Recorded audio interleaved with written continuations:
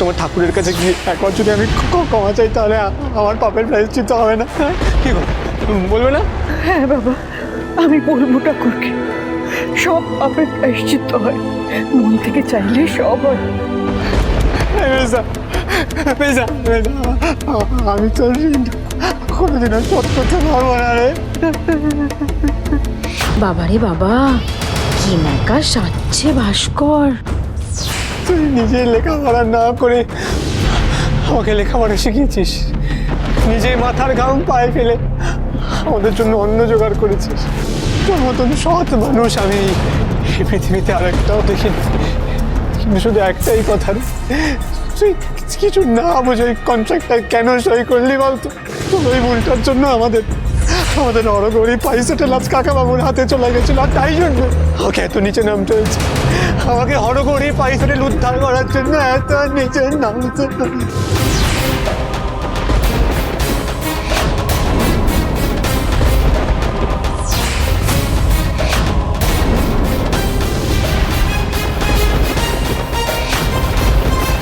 আমি এত নিচে নেমেছিলাম, আমি এত নিচে মানে পাইস হোটেলের মালিক?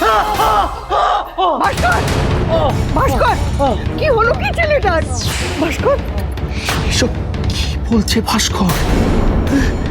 সেই তো কাকাবাবুই বললো যে ভাস্কর কাকাবাবুকে টাকা দিয়েছে। ভাস্কর তো হোটেলের মালিক।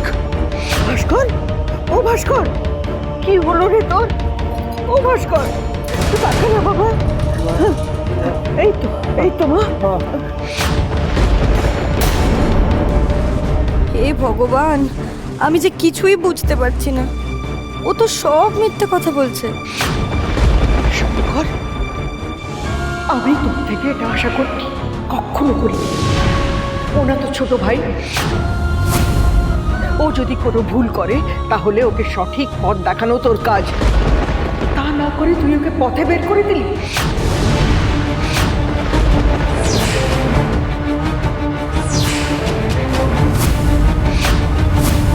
আজ ভাস্করের এই অবস্থার জন্যে, এই পাইস হোটেল বন্ধ হয়ে যাওয়ার জন্যে তুই যাই শঙ্কর।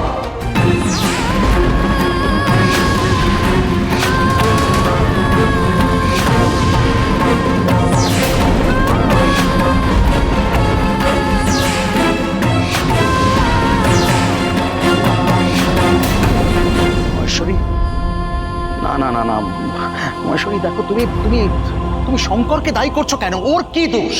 ওরই তো দোষ, কারণ ও নিজে খুব ভালো করে জানে যে ও লেখাপড়া জানে না। তাহলে দত্তবাবু যখন কাগজগুলো দিলেন তখন ও একবার ভাস্করকে দেখিয়ে নিল না কেন? ভাস্কর বুঝিয়ে দিত, তা না। ঠিক,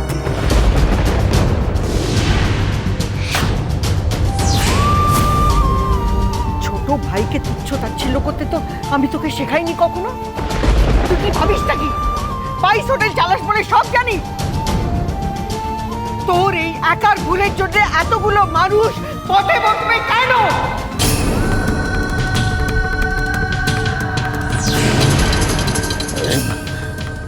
শঙ্কর, তুই আমাকে বলতো যে সত্যি কিছু না বুঝে তুই দত্তবাবুর কাগজে সই করে দিয়েছিলি? বল আমাকে। দেখ, 3 লাখ টাকা 6 মাসের জন্য ধার, এটাই তো কথা ছিল। এর মধ্যে অন্য কথা আসছে কি করে আমি বুঝতে পারছি না তো। আঙ্কেল, কাকাবাবু ওই কাগজে সই করার সময় এক সেকেন্ড। এই যে এই কাগজটা না, আমার কাছে এক কপি কাগজ আছে। দেখো দেখো দেখো না, তুমি দেখো। এই দেখো, মেজদা ভুল করে এখানে সইটা করে দিয়েছে, ভুল করে সইটা করে দিয়েছে। একটা সই। এই তো শঙ্করের সই তো এটা। হ্যাঁ, এই একটা সই আমাদের সবার জীবনটা একদম শেষ করে দিয়েছে।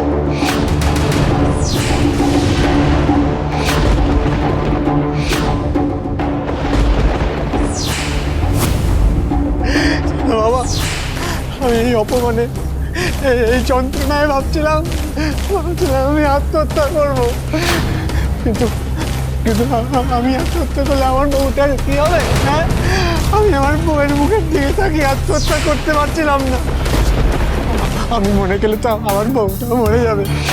বাবা, মা আমার বউটা যে আমায় খুব ভালোবাসে মা, আমাকে সবসময় একদম একদম আগলে আগলে রাখছে, আগলে আগলে। 5 মিনিটের মধ্যে এই ড্রেসটা পরে যেমন ভাবে বলছি তেমন ভাবে রেডি হয়ে আয়। তোর জন্য আমি মিল্টনদার কাছে কেস খেতে পারবো না।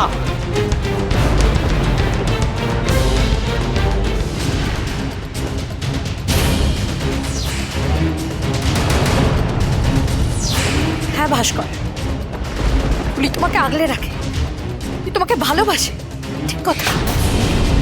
তুমি কি পুলিকে আদৌ ভালোবাসো?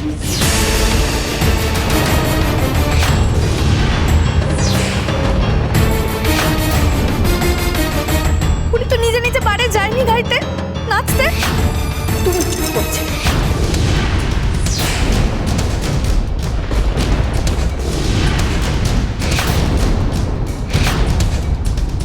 তুমি জোর করেছিলে পুলিকে, জোর করে ওখানে নিয়ে গিয়ে গাইয়েছিলে, নাচিয়েছিলে। আমি দেখেছি, আমি নিজের চোখে দেখেছি।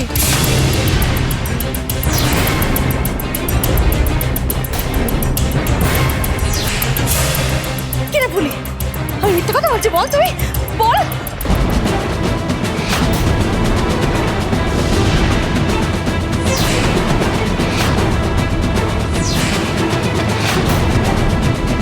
ফুলি, চুপ করে আছিস কেন? সত্যিটা বল।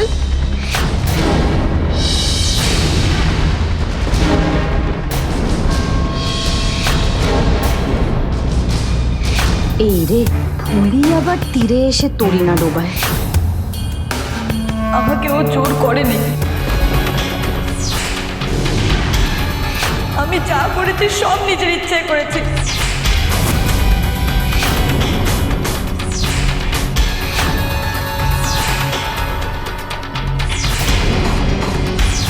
বাবা, ভাস্কর দেখছি পুলিকে একেবারে তোতা পাখিটি বানিয়ে এনেছে, একেবারে ভাস্করের সুরে সুর মেলাচ্ছে।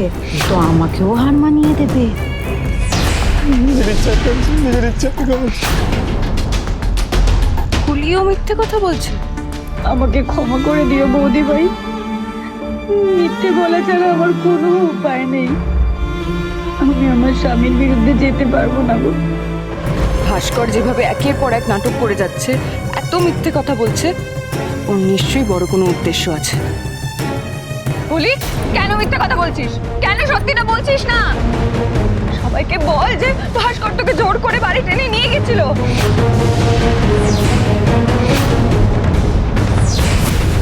কতগুলো মাতার লোক তোর সঙ্গে অসভ্যতামি করছিল, দেখো ভাস্কর কিছু বলেনি। বল সবাইকে। না না না, ও আমাকে কোনো জোর করেনি। আমি যা করেছি নিজের ইচ্ছেই করেছি।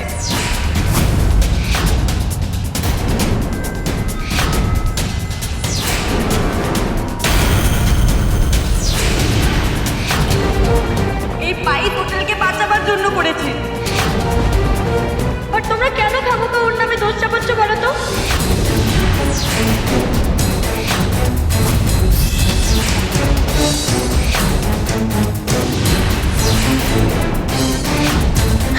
তোমার উপরে গলা তুলে মিথ্যে কথা বললাম বৌদি ভাই। হে ঠাকুর, আমার স্বামীকে বাঁচানোর জন্য আমি কি করছি? বলি, আবারও বলছি, সত্যিটা বল।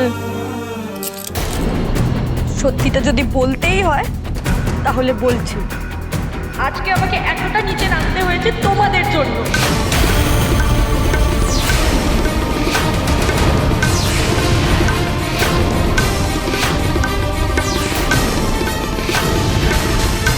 আজকে যদি মেজদা পাইপ হোটেলটা অন্য লোকের হাতে তুলে না দিত, তাহলে আমাকে, এই ঘোষ বাড়ির বউকে, মদের থেকে গিয়ে নাচগান করতে হতো। আজ আমার এই দুর্দশার জন্য দায়ী মেজদা, শুধু মেজদা।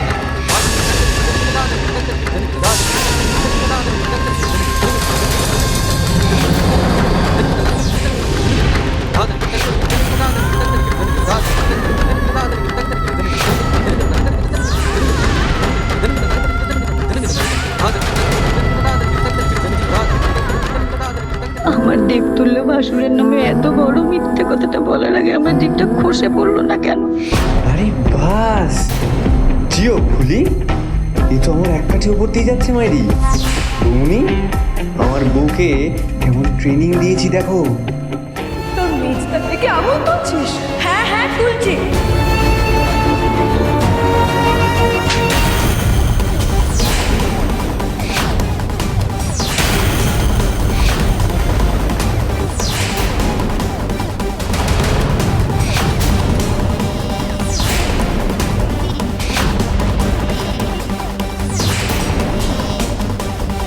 মারো, আমাকে মারো বৌদি ভাই, আরো মারো, আরো মারো। তোমার এই চলে কি আমার পাপের বোঝা কমবে বৌদি ভাই? মারো, আমাকে আরো মারো। আজ আমি তোমাদের নামে বলেছি বলে আমায় মারছো তো? মারো।